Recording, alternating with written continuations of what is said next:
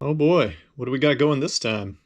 This is a 24-inch scale base, probably made by Kent or someone like that. Probably early 70s, made in Korea. Mahogany neck, sunburst body, real little, kind of cool. And we just give it a quick test. Pickups are working, although the strings are rubbing against the pickup. It's always a little tough to see, but the neck has a little bit of a bow, not too bad. Should be straightenable if the truss rod works. Here we can see there's a whole fistful of string wrapped around the tuning pegs, so we'll have to address that. And here's an old trick. If you've got some strings that are a little gunked up and you don't want to pay for new ones, you can just toss them in boiling water for a couple minutes, make them playable at least for a little while.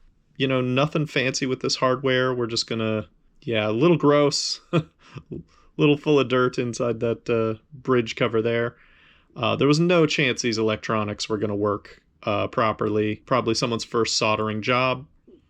You got to start somewhere. All right, so we'll just desolder, get some of the 4 pounds of spare gunk off of the back of these pots. And another quick trick, 400 grit sandpaper rolled up will clean out a jack pretty effectively.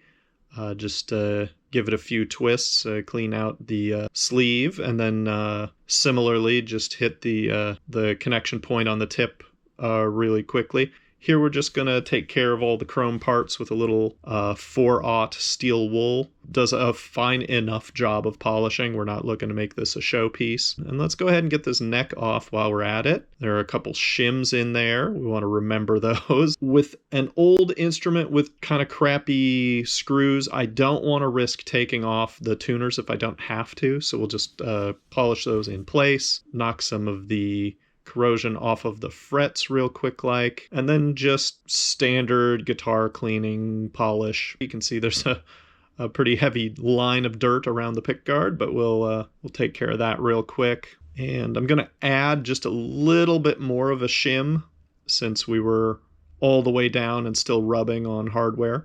And then we can just put the neck back on, just solder together the controls like a standard Telecaster volume tone sort of layout. Just using scrap wire, and we want to test that real quick. Make sure everything's working. It's just as simple as putting all the hardware back on. Sliding the strings in from the side is a little bit of a trick if you're not used to this style of bridge. A real trick is with these short scale basses, it's hard to get strings that are short enough in the reduced winding.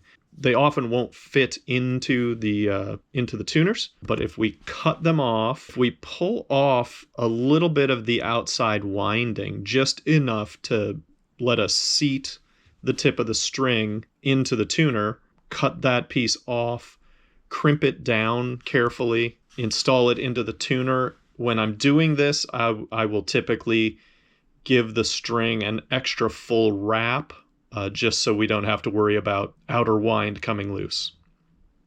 Just so we don't have to worry about that outer wind coming loose. And then we're just testing. It's a 3/16 inch Allen for this truss rod. I don't know why. And here we go.